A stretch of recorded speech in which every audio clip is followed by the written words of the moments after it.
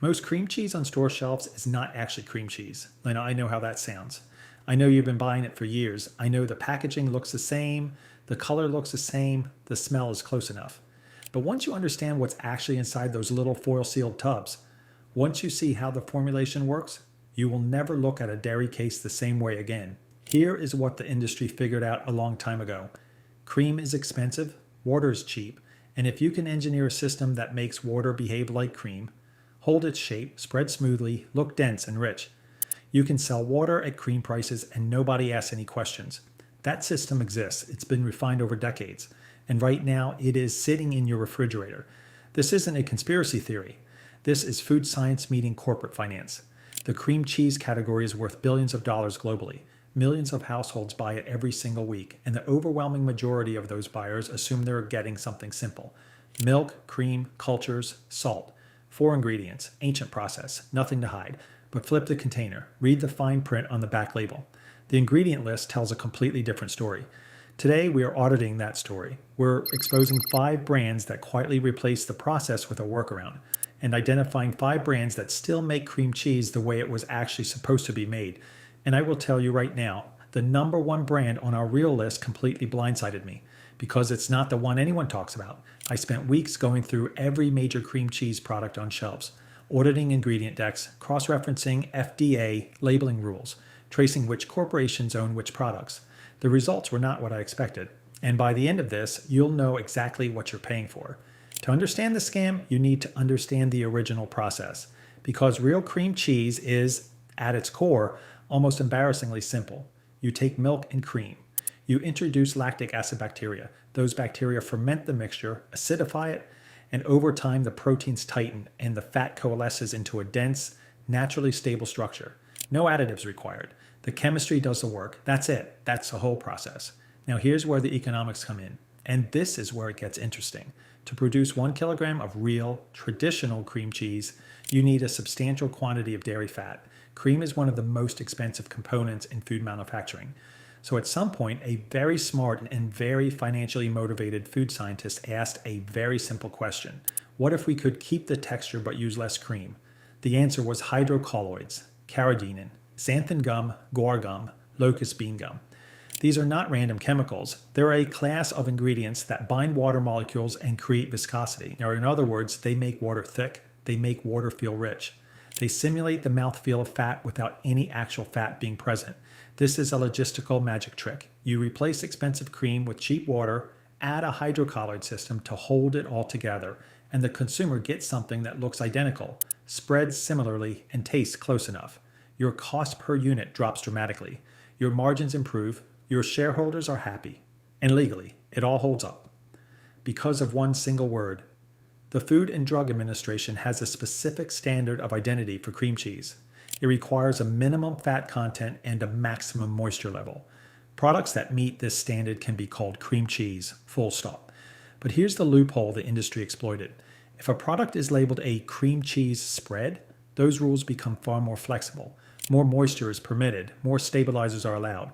The fat threshold shifts. And because spread is just one small word tucked into the label, often in a font you won't notice from 3 feet away, manufacturers can reformulate the entire product while keeping the visual identity of the brand completely intact.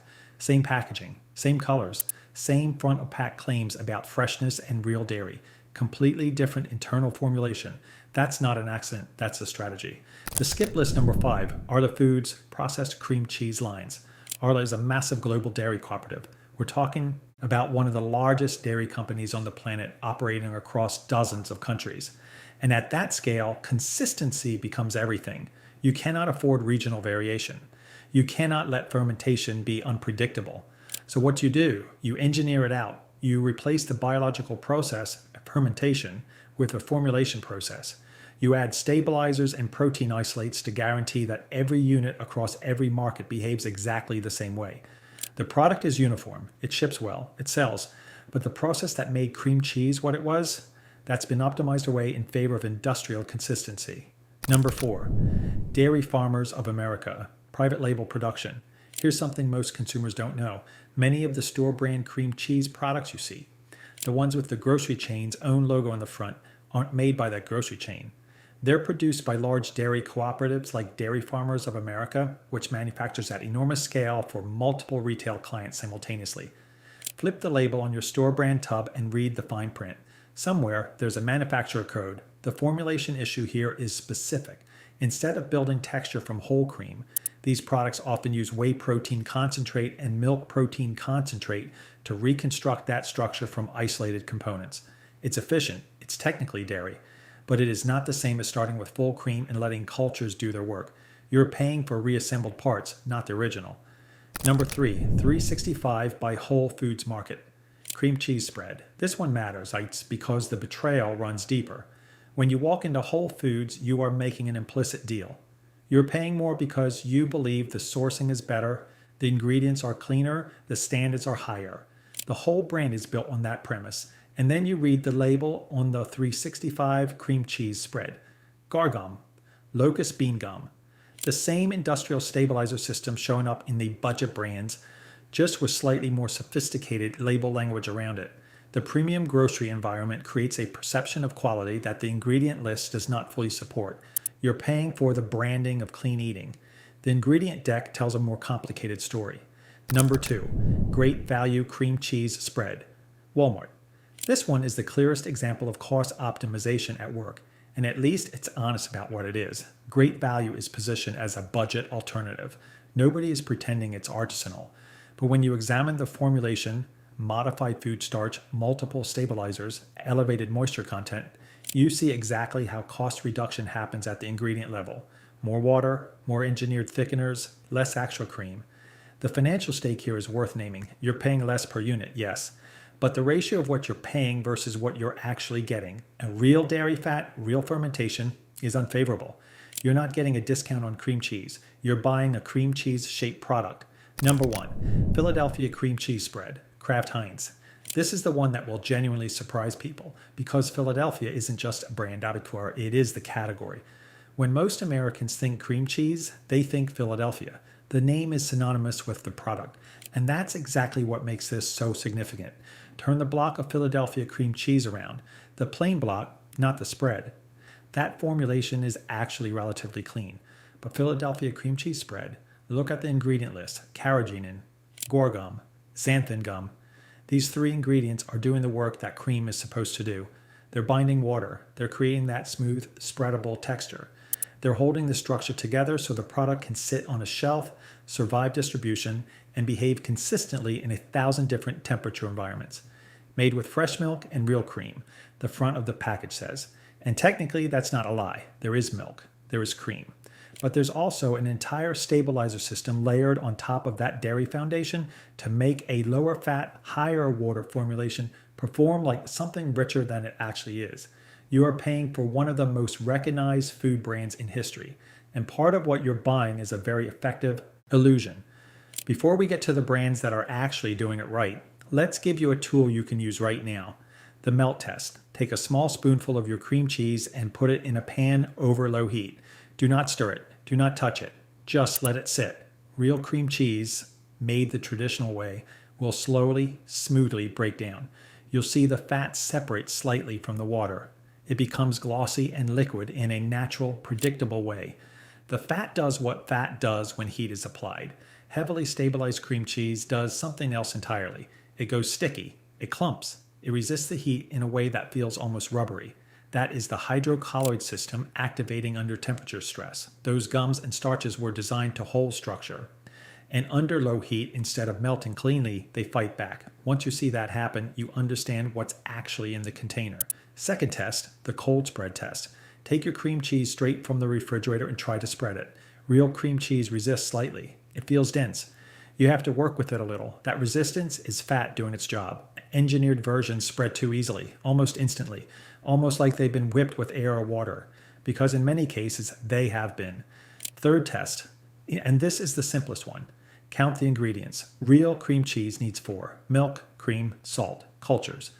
If your label has more than 5 ingredients, and especially if you see multiple gums listed, that is your signal. You are holding a stabilized dairy system, not cream cheese. The real list, number 5, Vermont Creamery. This is the premium end of the spectrum, and it earns that position. Small batch production, traditional fermentation.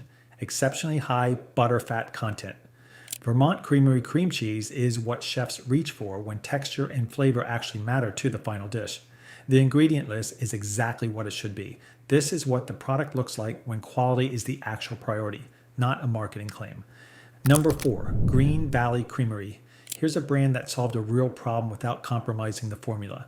Green Valley makes lactose-free cream cheese, but instead of reformulating the product with additives, they use enzymes to break down the lactose while leaving the structure of the cream cheese intact. That's a scientific solution that works with the dairy, not around it. The quality of the original product is preserved. The accessibility is expanded. This is what food innovation is supposed to look like. Number 3, Kelowna Supernatural. Small-scale sourcing, grass-fed milk, minimal processing. Kelowna Supernatural's cream cheese reflects what happens when a brand refuses to scale beyond what the ingredients can honestly support. No stabilizers, no protein isolates, no hydrocolloid systems engineering water into the appearance of cream.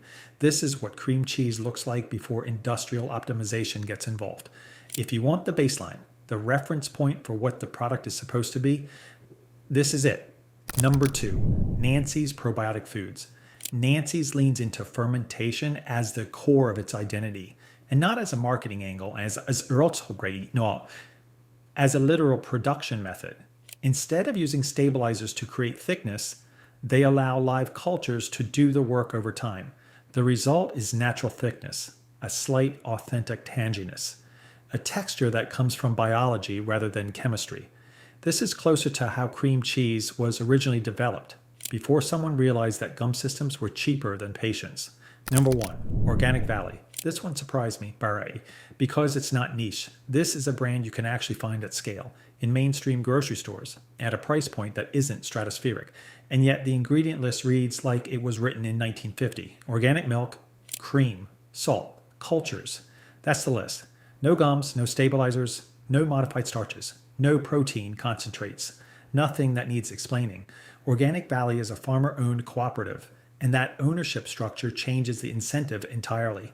The farmers are the stakeholders. Quality isn't a differentiator for marketing. It's a reflection of what the farmers themselves are producing. When the people making the food are also the people selling it, the motivation to cut corners is fundamentally different.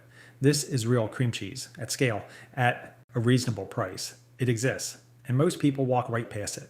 Here's what I want you to take away from this. The brands on the skip list are not breaking any laws. They are not doing anything the FDA has prohibited. They have identified every legal flexibility in the labeling system and used it, efficiently, profitably, and at massive scale. That is what optimized food production looks like from the inside. But optimization is not the same as quality, and consistency is not the same as authenticity. The brands on the real list made a different choice. They chose process over shortcuts. They chose structure over simulation. They chose to let dairy do what dairy does, instead of engineering a cheaper version of the result and calling it the same thing. And that difference between process and simulation is what you're actually tasting, even if you never had words for it before. You're not just buying cream cheese, you're buying a story about how food gets made. The question is whether the story on the front of the package matches the reality on the back. Now you know how to check. Now you know what to look for. Now you know who is actually doing it right and who is banking on the fact that you won't flip the container. Your food tells a story. Learn to read it. Subscribe to Taste It and Test It, because the truth is always in the ingredient list, and you have every right to know what it says.